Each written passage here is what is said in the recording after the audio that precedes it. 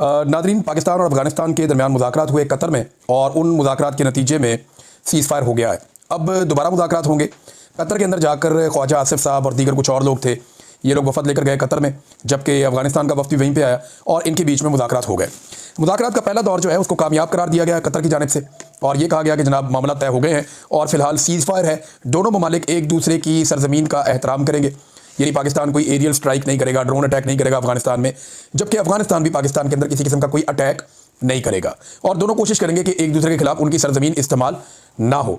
25 अक्टूबर को इस्तांबुल में यानी तुर्की में दोबारा मुज़ाकरात होने जा रहे हैं। अब कतर और तुर्की दोनों का शुक्रिया अदा किया पाकिस्तान की जानिब से। देखिए, ये मुज़ाकरात जो हैं वो कतर की जगह काबुल में हो सकते थे, इस्लामाबाद में हो सकते थे, पेशावर में हो सकते थे और ये बिल्कुल हो सकते थे। ऐसा कोई दूरियां थी नहीं दोनों मुल्कों के बीच में, लेकिन मौजूदा जो हुक्मरान है पाकिस्तान के अंदर और अफगानिस्तान के अंदर, वो इसमें मुकम्मल तौर पे नाकाम रहे। भारत की डिप्लोमेसी काम कर गई, पाकिस्तान की कमज़ोर थी, लेकिन अच्छा हुआ कि ये उस रास्ते पर चले जो रास्ता इमरान खान साहब ने बहुत पहले बताया था। एक तो ना इनका साबुन बड़ा स्लो है, इनका दिमाग भी बहुत आहिस्ता काम करता है। इमरान खान ने बहुत पहले कहा था कि आपको अगर दहशतगर्दी ख़त्म करनी है तो आप अफगानिस्तान के साथ बैठ जाइए, उसके साथ बैठ के आप बात कीजिए। दूसरा, इमरान खान ने कहा था कि जो कबायली जरगे हैं, मकामी कबाइल हैं, उनको एतमाद में लीजिए। खैबर पख्तूनख्वा की हुकूमत को भी एतमाद में लिया जाना चाहिए और फिर आपका दहशतगर्दी का मसला तेज़ी से हल होगा। ताकत का इस्तेमाल खाली किसी मसले का हल नहीं होता, उसके साथ आपको बहुत सारी पॉलिटिक्स और दीगर चीज़ें करनी पड़ती हैं। अब इमरान खान साहब की बात का एक हिस्सा तो इन्हें समझ आया, इन्होंने अफगानिस्तान के साथ मुज़ाकरात शुरू किए, लेकिन तब शुरू किए जब काफ़ी पानी पुलों के नीचे से बह गया था। फिलहाल कतर के अंदर एक खुशाइन चीज़ है कि मुज़ाकरात का पहला दौर इस हद तक कामयाब हुआ कि अब पाकिस्तान अफगानिस्तान में और अफगानिस्तान पाकिस्तान में कोई कार्रवाई नहीं करेगा, दोनों के मजीद फौजी शहीद नहीं होंगे और एक दूसरे के ऊपर हमला नहीं किया जाएगा। उम्मीद करते हैं कि आने वाले दिनों में ट्रेड के रास्ते भी खुल जाएंगे और पाकिस्तान और अफगानिस्तान के बीच में हालात नॉर्मलाइज होंगे। जो आइडियल सिचुएशन है वो ये है कि इमरान खान साहब के जो मशवरे हैं उनका अगला मरहला तय किया जाए, खैबर पख्तूनख्वा की हुकूमत को इन्वॉल्व करें, प्रॉपर तरीक़ेकार बनाएं कि अफगान मुहाजिरीन वापस कैसे जाएंगे, उन्हें इज्जत के साथ वापस भेजें। आपने इतनी दहाइयों तक उनकी मेहमान नवाजी की है, अब आखिर में आकर आप दूध में मेंगने तो ना डालें। ये एक मिसाल है उर्दू की, ये दूध में मेंगने डाल देना कि अगर आप किसी को इतनी आपने मेहमान नवाजी की है तो आखिरी वक्त में अगर आप इस तरह की हरकतें करेंगे तो एक बैड टेस्ट पैदा होगा।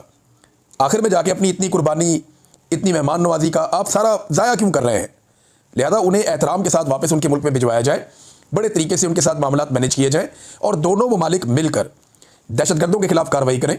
अफगानिस्तान को जो लोग मतलूब है पाकिस्तान उनके खिलाफ कार्रवाई करे, पाकिस्तान को जो लोग मतलूब है अफगानिस्तान उनके खिलाफ कार्रवाई करे।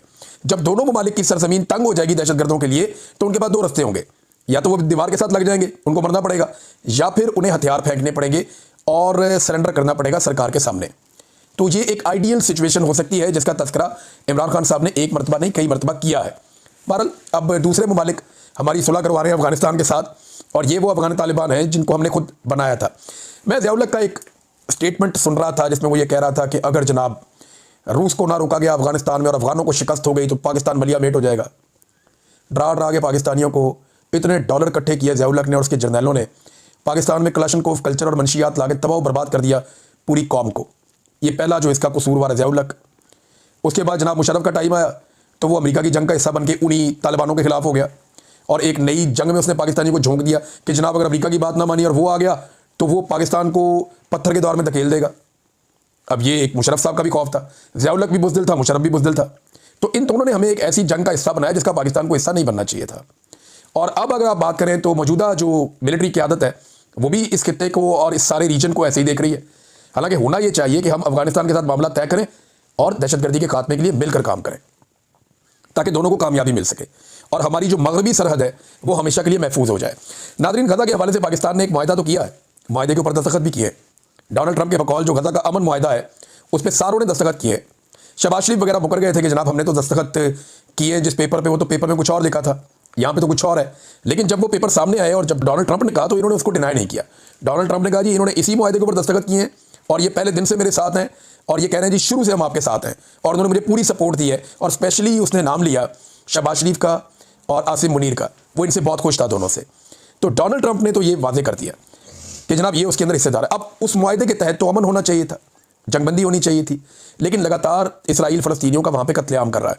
अब एक और बड़ी अफसोसनाक खबर आई है, फ़लस्तीनियों से भरी हुई एक बस के ऊपर हमला किया गया, इसराइल ने हमला किया, 11 फ़लस्तीनी शहीद कर दिए। इनका ताल्लुक एक ही ख़ानदान से था। रोज़ाना खबर आती है, कभी 10 शहीद कर दिए, कभी 20 शहीद कर दिए, कभी इससे ज़्यादा शहीद कर दिए। तो कत्लो गारतगिरी का सिलसिला रुक नहीं रहा। तो जो मुआहदे पर दस्तखत करने वाले मुल्क थे क्या उनमें से किसी एक मुल्क ने भी अमेरिका से रब्ता किया और उस मुल्क ने कहा हो कि जनाब आपने जंगबंदी करवाई है? ये क्या हो रहा है? बदस्तूर वहाँ पे कत्लेआम हो रहा है।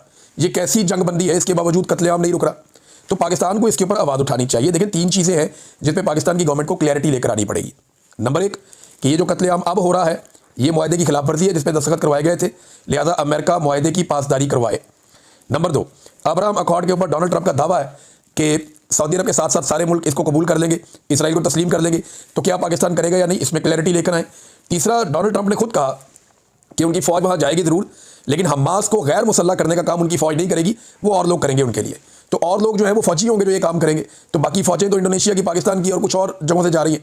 तो पाकिस्तान इसमें भी क्लैरिटी लेकर आए कि क्या पाकिस्तान वहाँ फ़ौज भेज रहा है, और अगर भेज रहा है तो किस काम के लिए भेज रहा है, और क्या वो हमास के साथ कोई मुज़ामत में या हमास के साथ किसी मुखालफत में जाएंगे, या वो इसराइल के खिलाफ वहाँ पर जा रहे हैं, किस काम के लिए जा रहे हैं, इसके अंदर भी क्लैरिटी लेकर आनी चाहिए। नाज़रीन, इसमें एक और ख़बर है कि क्या पाकिस्तान को अब्राहम अकॉर्ड ज्वाइन करना चाहिए। इस पर फ़वाद चौधरी साहब बेसिकली एक लिबरल आदमी, फ़वाद चौधरी साहब, और इस एक्सट्रीम पे वो चले जाते हैं कि यानी वो कहते हैं कि तहरीक लब्बैक के लोगों को अगर गोलियां भी मारी गई, कुचला भी गया तो भी ठीक है। हत्ता कि वहाँ पे मेरे ख्याल में मैंने काफ़ी सारी लाशों की तो तस्वीरें मेरे पास हैं जो तहरीक लब्बैक वाले भेजते रहे। बंदे तो मरे हैं, देखें अब आप कितना छुपाएंगे। आप लाशें छुपाने का एक हुनर तो आता है पाकिस्तान के अंदर सिक्योरिटी फोर्सेस को, पहले भी छुपाई हैं फिर छुपा ली। लेकिन अब ये लोग दावा कर रहे हैं जी मरा ही कोई नहीं। तहरीक लब्बैक वाले अभी भी उन्होंने जाके अदालत में कहा कि जनाब हमारी लाशें में वापस की जाएँ। आप ज़रा पंजाब में माहौल खोलें ना, लोगों को तंग करना बंद करें, और फिर आप लोगों से पूछें, एक इश्तिहार चला दें पाकिस्तान टेलीविजन पे कि जिसका बंदा वापस नहीं आया या जिसकी लाश है वो रब्ता करे, तो आपको पता चल जाएगा। एक जुडिशल कमीशन बना दें। अगर तो देखें ना तहरीक लब्बैक वाले झूठ बोल रहे हैं या जो मकामी अफराद हैं वो झूठ बोल रहे हैं, तो एक कमीशन बना दे, पता चल जाएगा कितने लोग शहीद हुए और कितने नहीं हुए। तो फ़वाद चौधरी साहब चले जाते हैं, वो बड़ा उनका लिबरल किस्म की एक अप्रोच है। तो उन्होंने एक सर्वे करवाया कि पाकिस्तान को अब्राहम अकॉर्ड ज्वाइन करना चाहिए। इस पर 37,397 वोट पड़े, जिनमें 85.1% वोटर्स ने कहा कि पाकिस्तान को अब्राहम अकॉर्ड का हिस्सा नहीं बनना चाहिए, यानी पाकिस्तान को इसराइल को तस्लीम नहीं करना चाहिए इस तरीके से। और 9% लोगों ने कहा कि हाँ कर लेना चाहिए, बहुत थोड़े हैं 9%। जबकि 5.8% लोगों ने कहा कि हमें मालूम नहीं, हम इसके ऊपर राय नहीं देना चाहते। लेकिन 85.1% लोगों ने कहा कि अब्राहम अकॉर्ड को पाकिस्तान को तस्लीम नहीं करना चाहिए या उसका हिस्सा नहीं बनना चाहिए। ये जनाब फ़वाद चौधरी साहब ने करवाया था। तो लोगों की आवाज़ जो है, जो जमहूर की आवाज़ होती है, वही किसी जमहूरी मुल्क के अंदर हकीकी राय होती है। नाज़रीन, तहरीक लब्बैक की जानिब से भी अब खबरें आना शुरू हो गई है, और ये कुछ सहाफ़ियों ने इसको पोस्ट किया और दावा किया कि तहरीक लब्बैक ने ये स्टेटमेंट दिया है कि 13 अक्टूबर को जो किया गया वो 13 अप्रैल 1919 को जो जलियांवाला बाग में हुआ था उसको दोहराया गया। जलियांवाला बाग में आप अगर 13 अप्रैल 1919 को अगर आप निकाल के पढ़ें तो आपको पता चलता है कि एक जनरल डायर हुआ करता था और बड़ी इबरतनाक मौत हुई उसको बाद में। तो जनरल डायर ने जलियांवाला बाग में घेर के लोगों का कत्लेआम कर दिया था, और उसके बाद एक बड़ी खौफनाक तहरीक चल गई थी। तो इन्होंने कहा ये जलियांवाला बाग की तरह का वाक़या हुआ। यही बात जो है वो आरिफ अलवी साहब ने भी कही थी। अब उन्होंने मुतालबात ये किया कि एक तो जुडिशल कमीशन बनाया जाए, इस पर तमाम जितनी भी पार्लियामेंट के अंदर जमातें हैं वो इस सारे का इसकी मजम्मत करें। CM Punjab, IG Punjab, IG Islamabad, इनको ओहदों से हटाया जाए, एक और पुलिस वाला उसको भी, और इक़दाम कत्ल और दहशतगर्दी की FIRs इनके खिलाफ दर्ज की जाएँ, और तमाम मदारस और मसाजिद जो बंद कर दी गई हैं उन्हें वापस खोला जाए। अब मैं एक चीज़ आपको और बताता हूँ, मेरे सोर्स है उसने मुझे ये बात आज से कुछ अर्सा पहले बताई थी, और बड़ी डेंजरस ये बात है, बड़ी खौफनाक है। और ये मेरा सोर्स जो है वो इस वक्त गवर्नमेंट का हिस्सा है।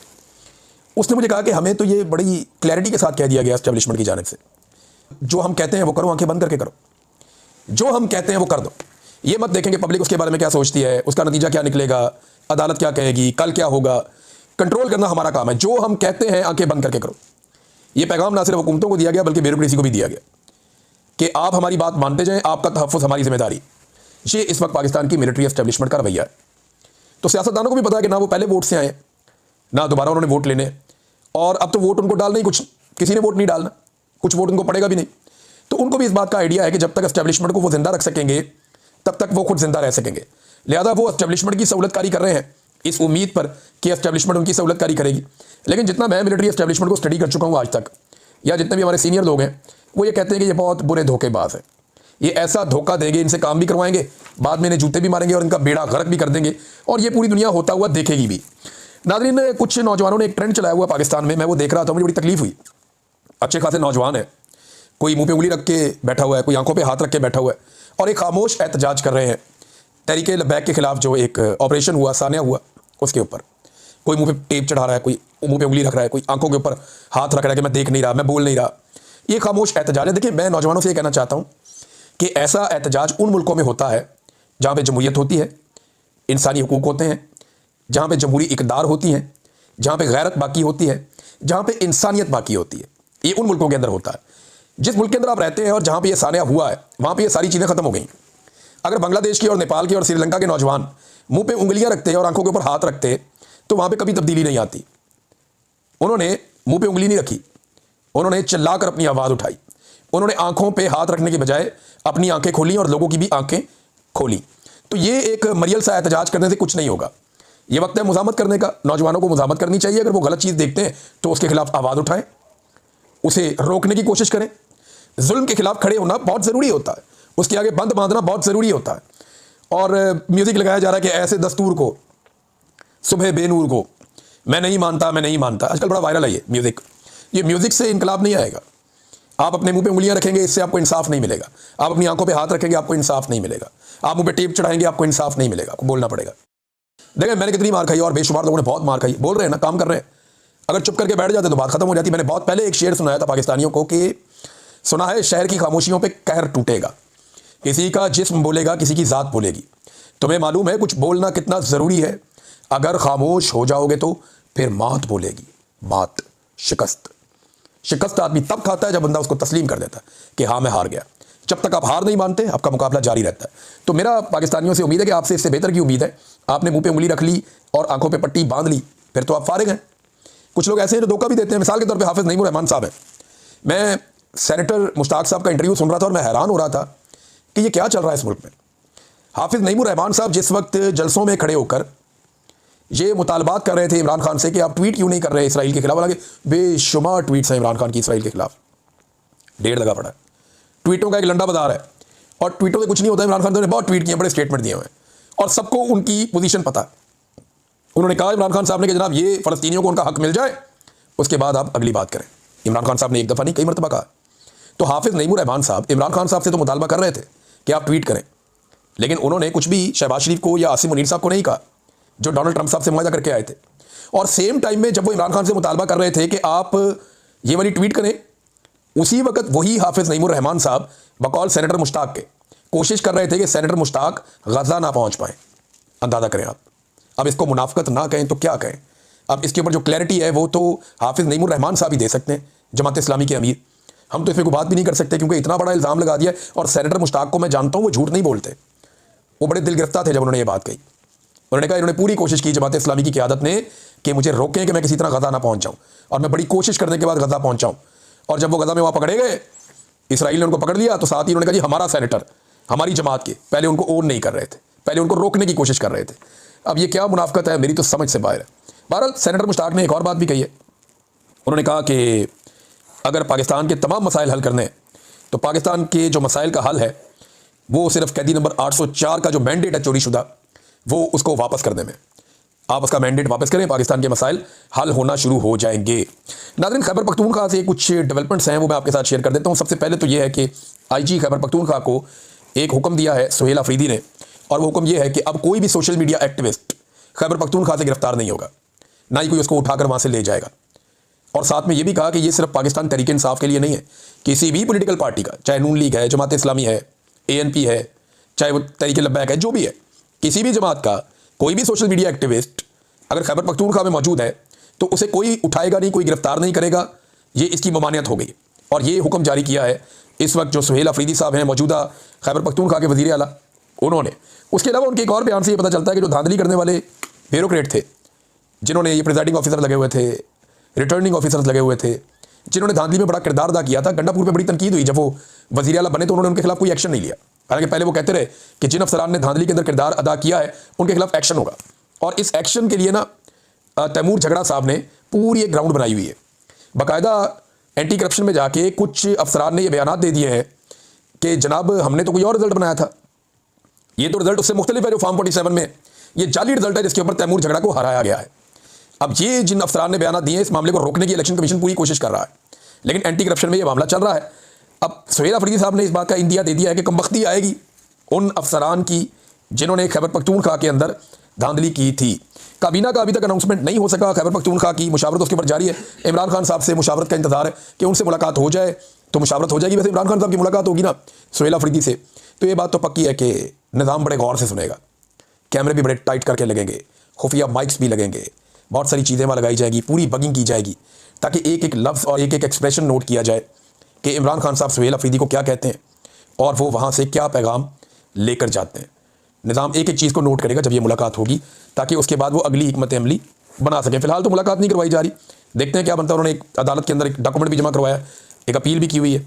अब इस्लामाबाद हाई कोर्ट से इंसाफ की उम्मीद बहुत कम ही रहती है, लेकिन यह है कि चलें और कुछ नहीं होगा तो इस्लामाबाद हाई कोर्ट मजीद एक्सपोज तो ज़रूर होगी। मौलाना फजल रहमान साहब के हवाले से नजम सेठी ने दावा किया कि वो अफरा तफरी फैलाना चाहते हैं।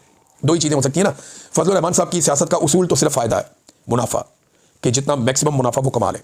देखें ना, जो इनके वालिद गिरामी थे वो दरवेश आदमी थे, उनकी बड़ी इज्जत थी सियासत में। फजल रहमान साहब ने सियासत में इज्जत से ज़्यादा कामयाबी, यानी उन्होंने इज्जत को कामयाबी नहीं समझा, उन्होंने समझा कि जितनी मैक्सिमम पोजीशन आप ले सकते हैं। आज इस खानदान के पास अरबों रुपए हैं, बेशुमार पैसा है, बेशुमार मानो दौलत है, बेशुमार ओहदे इन्होंने इंजॉय किए, बड़ी बड़ी गाड़ियाँ, बड़े बड़े महल, बहुत सारा कुछ इनके पास है।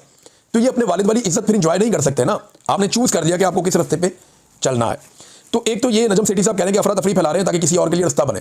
सादी बात ये, वो ये कहना चाह रहे हैं कि मार्शल लॉ लगने का रास्ता बने, फजल रहमान अफरा तफरी फैलाएंगे। ओ ये क्या पिद्दी और क्या पिद्दी का शोरबा, ऐसे थोड़ी लग जाते हैं मार्शल लॉ, ये नहीं लगना।